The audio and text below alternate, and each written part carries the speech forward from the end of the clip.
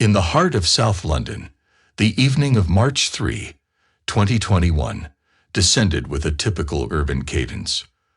The streets of Clapham, usually bustling with life, were quieter under the lingering shadow of the pandemic. In one of the modest residences that lined these streets, 33-year-old Sarah Everard was wrapping up a visit at a friend's house. Sarah, with her easy smile and thoughtful eyes, was the embodiment of a young professional making her mark in the city. Working in marketing, she was known for her creativity and kindness, traits that endeared her to friends and colleagues alike. As the clock neared 9 p.m., Sarah gathered her things, a coat against the chill of the early spring night, her phone, keys, and a face mask, a new staple. She bid her friend goodbye, stepping out into the cool night air.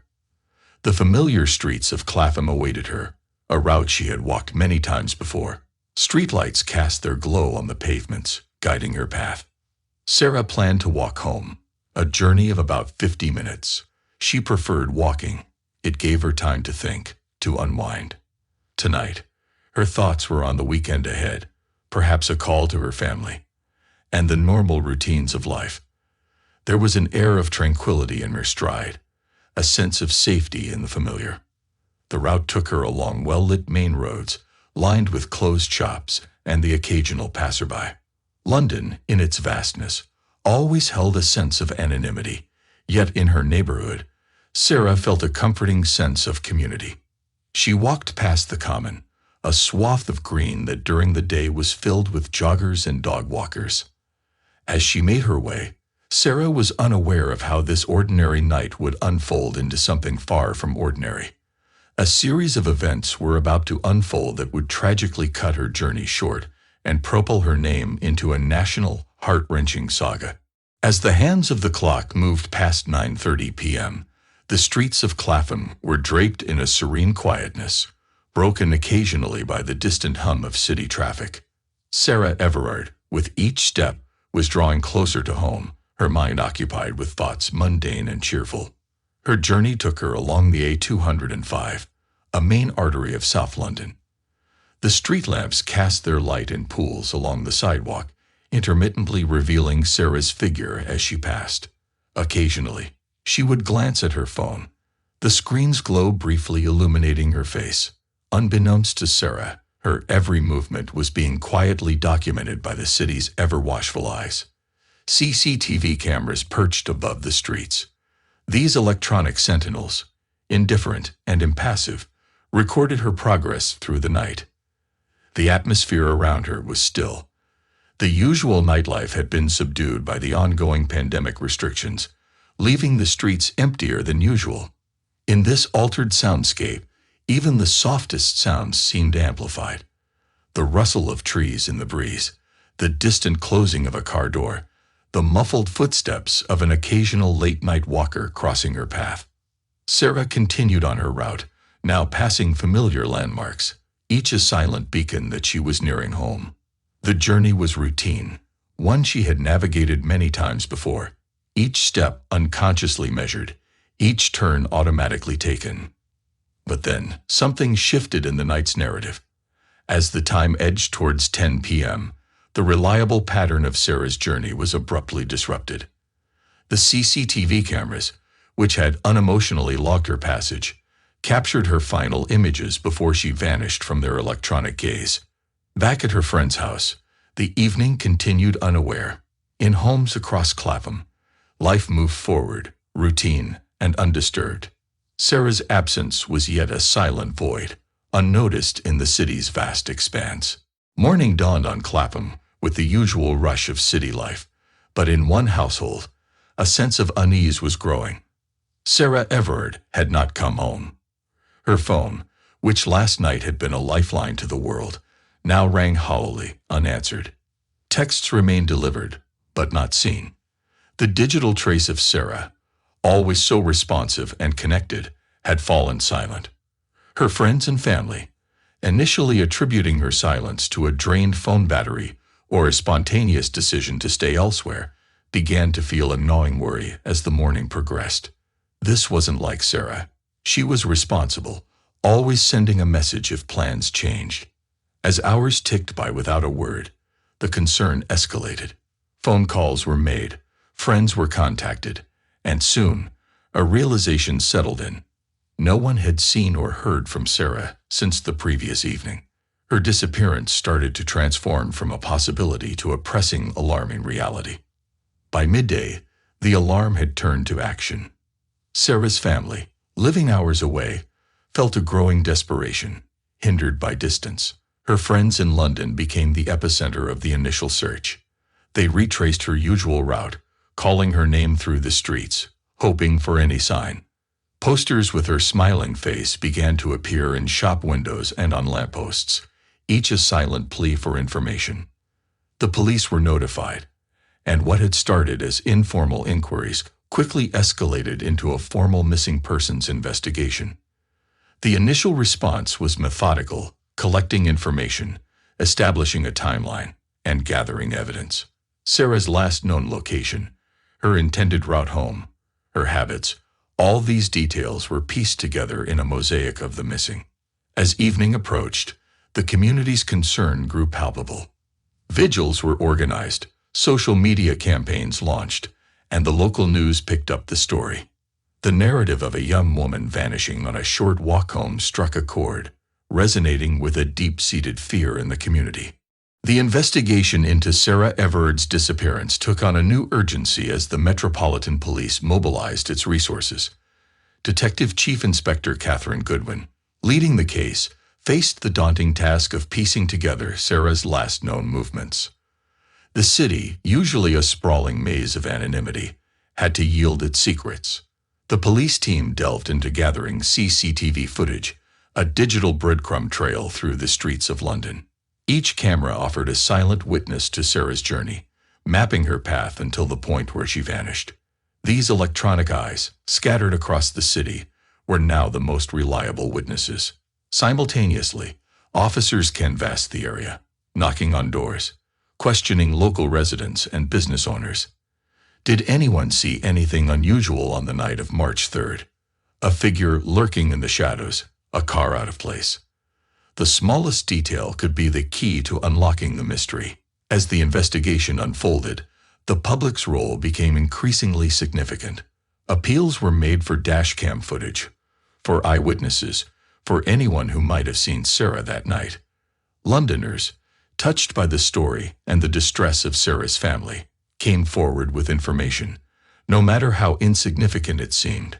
The media, too, played a crucial role. Sarah's story was on every news channel, in every newspaper. Her face, smiling in a photograph taken in happier times, became a symbol of the search. The press conferences held by the police were broadcast live, with updates eagerly awaited by a concerned public. Meanwhile, forensics experts examined the last known footage of Sarah, attempting to discern any clues from her demeanor, her pace, and her interactions. Digital forensics teams scored her online presence, seeking patterns, contacts, any digital footprint that might shed light on her disappearance. Amidst this flurry of activity, there was an undercurrent of tension. Each passing hour reduced the chances of finding Sarah safe. The team worked against time, against the vastness of the city, against the silence that had swallowed her. As the investigation into the disappearance of Sarah Everard grew more intense, startling news occurred. The focus of the investigation shifted dramatically when a current city police officer, Wayne Cousens, came into the picture. This revelation sent shockwaves through both the community and the police department. Initially, Cousens, a member of the diplomatic guard, was not connected to Sarah's case.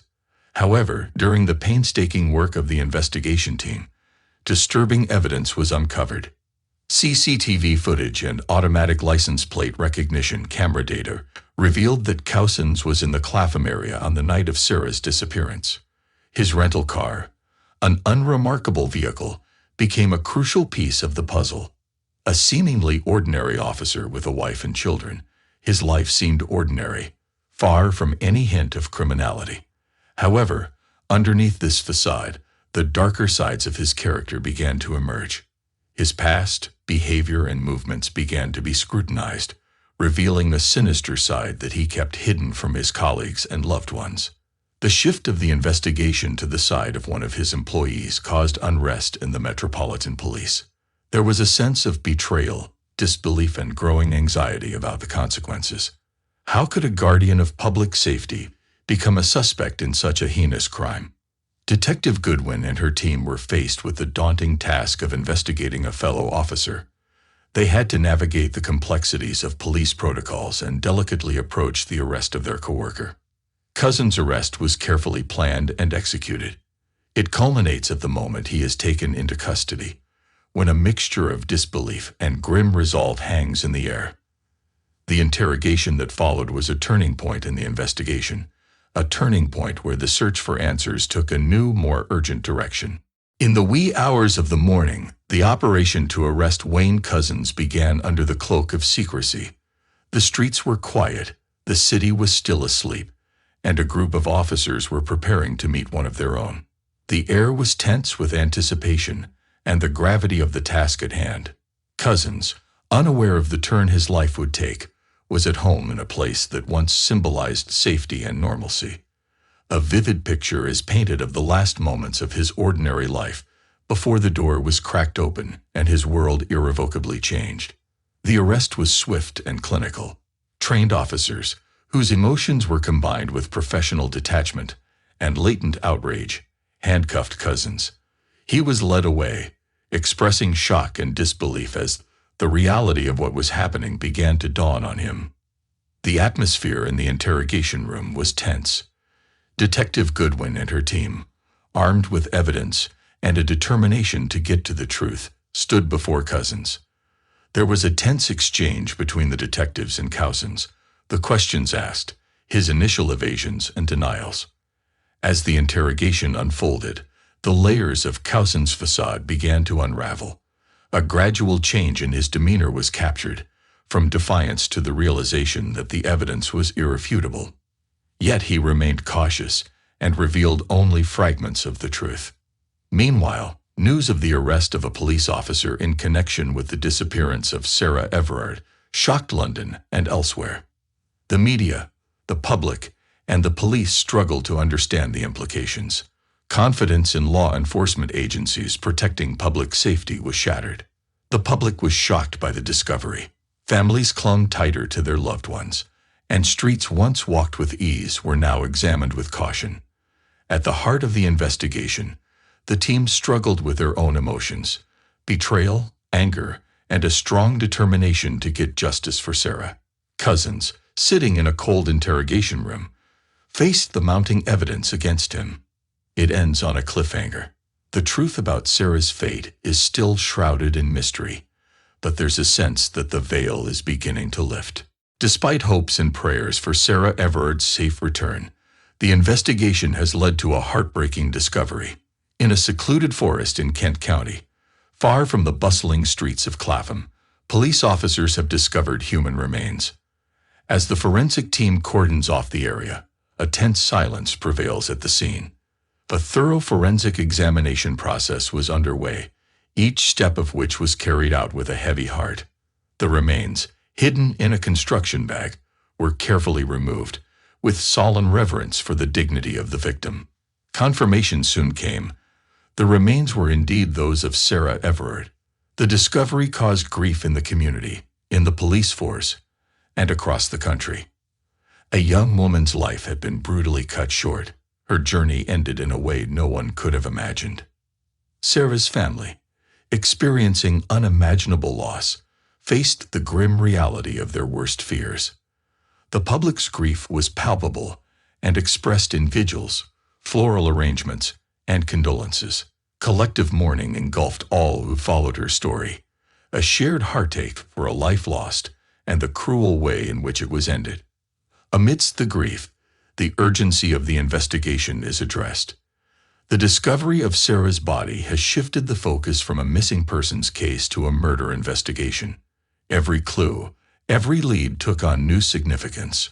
The forensic results established the cause of death as neck compression, indicating a violent end. Detective Goodwin and her team began to race against time to piece together the final hours of Sarah's life. This shows the increasing pressure on investigators, the public expectations, and the personal experiences of working on such a complex case. The narrative pauses to honor Sarah's memory, her unfulfilled dreams, and the void she left in the hearts of those who loved her. Sarah Everard's story, once full of potential and promise, has taken a tragic turn, leaving behind a haunting question. How did her journey home turn into a path to tragedy? A terrifying story opens in the stark confines of an interrogation room, where Wayne Cousens sits across from seasoned detectives. The room has a tense atmosphere and is in stark contrast to the wooded area where Sarah's remains were found. Here, under the watchful eye of the law, Cousens faces the mounting evidence against him. Cousens, at first cloaked in denials and evasions, begins to crumble under the weight of irrefutable evidence. The detectives, relentless in their pursuit of the truth, peel away all the layers of deception. Cousens is stripped of his normal appearance and revealed to be a monster. Cousens' confession to his horrific acts. The kidnapping, rape, and murder of Sarah Everard is a shocking moment for the detectives. The details of his confession are carefully crafted. The emphasis is not on sensationalism, but on the cold, hard facts of his crimes. The narrative then shifts to the trial. Cousens' confession brings the trial to a swift conclusion. He pleads guilty, a rare occurrence in cases of this magnitude. The consequence of this confession is to spare Sarah's family from a protracted trial, but also to avoid publicizing the full extent of his crimes. Throughout all of this, the emotional strain on Sarah's family and friends is felt. Their grief, mixed with a sense of relief at the confession, is a complex tapestry of human emotion. Society, too, is experiencing the event. A collective sense of horror and disbelief pervades the public consciousness. Questions are raised about the vetting and training of police officers, the safety of women in the community, and the credibility of those sworn to protect. Cousens' confession, although it brought closure to an aspect of the case, opens a Pandora's box of introspection on society. Justice is not far off, but the journey to understanding and healing for both those directly affected and society as a whole has only just begun.